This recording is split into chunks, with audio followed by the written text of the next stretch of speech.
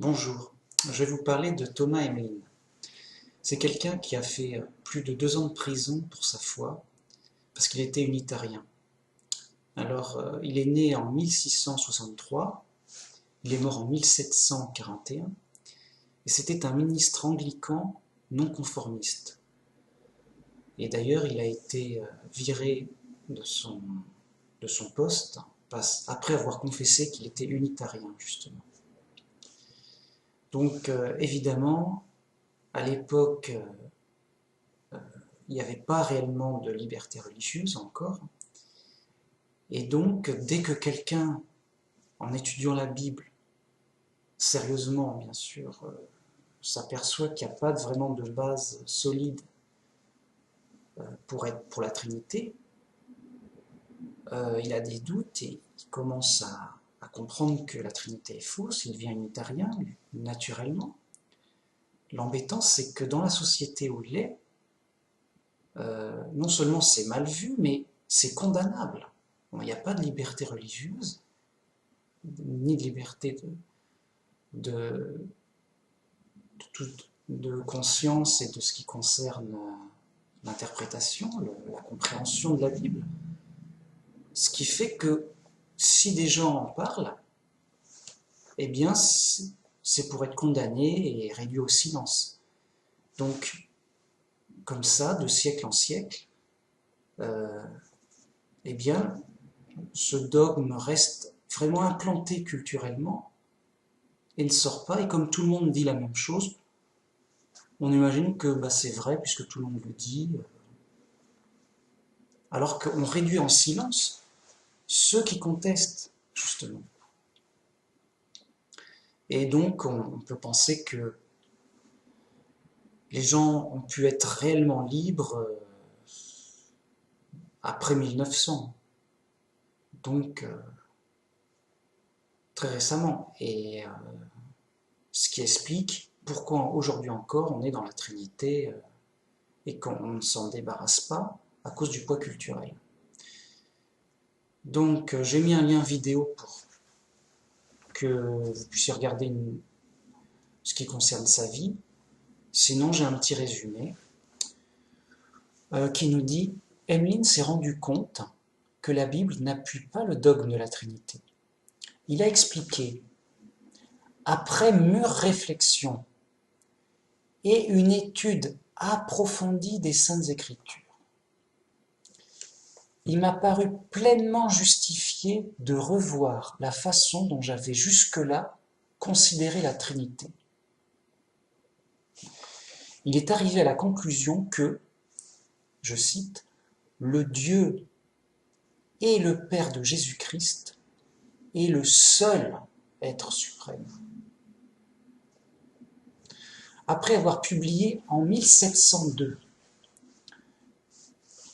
un livre qui s'appelle « Une humble étude du compte-rendu des Écritures de Jésus-Christ ». Il est condamné à une amende de 1000 livres et 1 an de prison pour blasphème. Et donc, comme il n'a pas l'argent, eh bien il fera 2 ans de prison, même plus. Et c'est qu'après qu'il sera libéré contre une somme donnée par un ami. Et donc, on comprend qu'après 2 ans de prison pour son livre, qui a sûrement été interdit, c'est une persécution très dure quand même.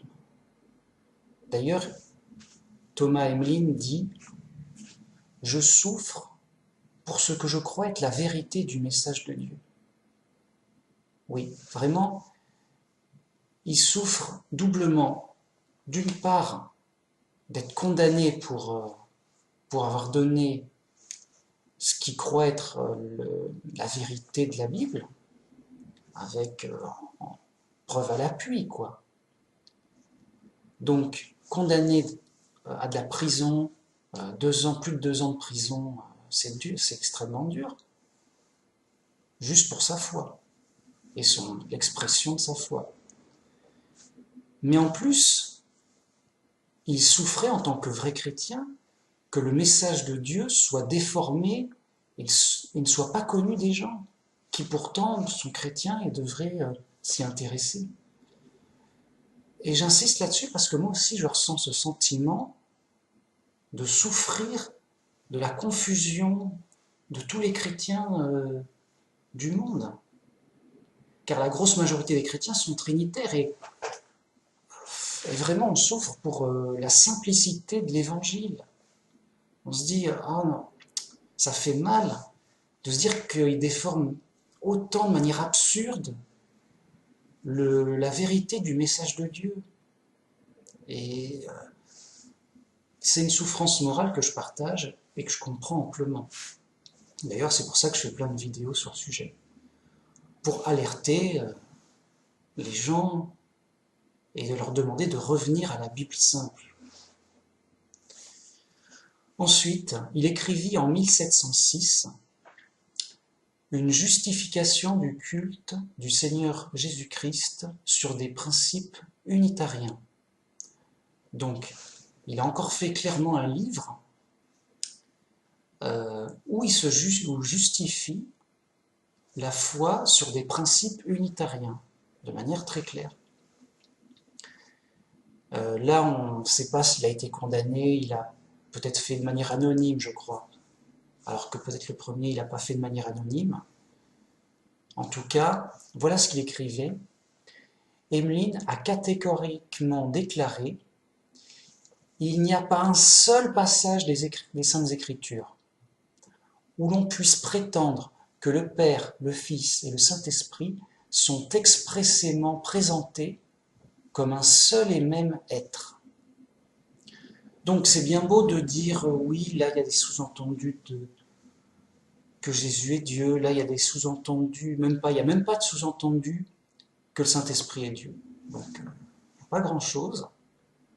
Mais après, il n'y a pas du tout d'explication que ces trois soi-disant dieux sont un seul et même Dieu, une seule et même personne.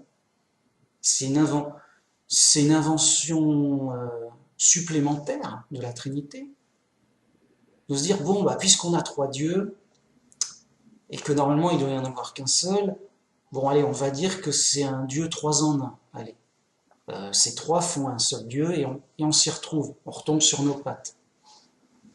Et voilà. Donc, on part avec des absurdités, on les justifie pour donner une absurdité à une contradiction. Voilà, il est trois personnes en une personne, et on retombe sur nos pattes du Dieu unique, et voilà, débrouillez-vous avec, voilà, on dira que c'est un mystère. Voilà. Vous nous embêtez avec vos questions, c'est un mystère incompréhensible, c'est comme ça, c'est comme ça, la Bible nous dit ça, nous fait comprendre ça. On ne peut pas comprendre Dieu, c'est trop compliqué, on ne peut pas comprendre. Il faut prendre ça comme ça. Et vraiment, les catholiques juste, et les autres justifient cette absurdité contradictoire en disant c'est un mystère, c'est normal, qu'on ne comprend rien. On dirait une mauvaise plaisanterie, on dirait une mauvaise blague, et pourtant c'est vrai. C'est ce qui domine chez tous les chrétiens, et on peut comprendre, puisque ceux qui contestent sont soit tués, soit mis en prison, soit virés ou ruinés, soit inquiétés. Il y a que peu de temps qu'on a une vraie liberté de conscience et de religion. Donc, c'est triste à dire, mais pourquoi tant d'hérésies ? C'est juste qu'elles se sont installées avec le temps et le nombre, au point qu'elles étaient tellement grosses qu'elles étaient impossibles à remettre en question. Voilà, c'était trop gros et puis c'est tout. C'est trop gros, c'est un mystère, laissez-nous passer, quoi. D'ailleurs, ça fait penser à la parabole de Jésus, qui disait « Malheur à vous, pharisiens hypocrites, car vous filtrez le moucheron, mais vous laissez passer le chameau. » C'est-à-dire, qu'on filtre les petits détails insignifiants. Oui, je suis pas d'accord sur ce petit truc, nanana. Mais par contre, les gros problèmes, les grosses hérésies monstrueuses, ça passe tout seul, on n'en discute même pas. Oui, la Trinité, ça va de soi. Alors qu'il n'y a rien d'aussi monstrueux qui ne va pas de soi du tout. On devrait en débattre en boucle, tellement que c'est contestable. Mais non, les gens, voilà, c'est trop gros. Les gens peuvent pas revenir à la Bible simple. Non. Et alors, une avalanche d'excuses, tout ça. Mais si je fais donc ces vidéos sur les anciens unitariens de l'histoire, c'est pour montrer qu'il y a eu des gens intelligents pour protester, mais qu'ils ont tous été réduits au silence par la force de Babylone la Grande, la fausse religion chrétienne, qui les ont fait taire pour que domine la confusion et les fausses doctrines, l'hérésie. Alors aussi, je vous invite vous aussi à faire attention, à revenir à la Bible simple, à vérifier, à pas me croire sur parole ni mes adversaires ni d'autres, mais vraiment à prendre le sujet au sérieux en disant mais j'ai pas envie de me tromper, j'ai pas envie de me tromper ou me faire tromper en écoutant lui ou lui. Non, non, non. Je vais voir moi-même à la Bible, je vais voir les arguments des uns, je vais voir les arguments des autres, je vais comparer, et comme ça engage ma vie, je vais faire très attention, et je vais bien voir quelle est la vraie doctrine, ou ce qui m'a convaincu le plus, quand même. Donc, ne vous laissez pas tromper, vérifiez, revenez à la Bible simple, et il n'y a aucun problème.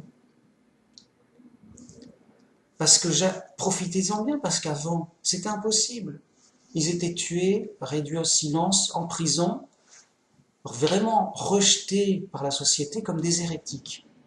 Et chacun, oui, bah c'est bien, il faut tuer les hérétiques, sinon où est-ce qu'on va, c'est grave, etc., etc. Ce qui, heureusement, actuellement est une aberration, mais on a l'héritage de ces folies. L'héritage de ces folies, transmises par Babylone la Grande, les catholiques, les orthodoxes, la majorité des protestants, nous donnent en héritage leurs hérésies, voilà, on a toujours cru comme ça, et par abus de confiance, les gens disent, bon, bah ces gens, ils sont savants, ils connaissent la question, la Bible c'est sûrement compliqué, écoute, moi je vais croire comme ces gens-là, ils ont l'air sérieux.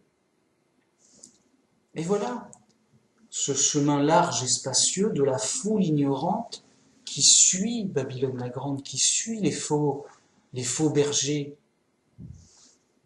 Voilà, ils héritent, ces gens, les chrétiens, héritent des problèmes, des mensonges, des fausses doctrines de l'histoire. Voilà.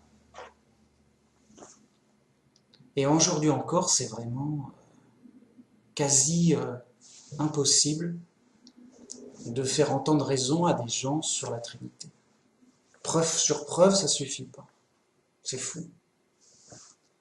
C'est fou, mais moi, je dois prévenir, je dois témoigner du vrai message de la Bible, car comme disait Thomas Mann, je souffre pour ce que je crois être la vérité du message de Dieu. Et vraiment, ça fait de la peine et je veux donner les arguments, les preuves pour convaincre les gens, faire des débats normaux, pour que les gens puissent enfin se poser des questions et examiner, remettre ça en question. Examinons la Bible. Ah bah oui, tiens, c'est pas expliqué. Ah mince, c'est problématique. Etc. Voilà. Merci et à la prochaine fois. Au revoir.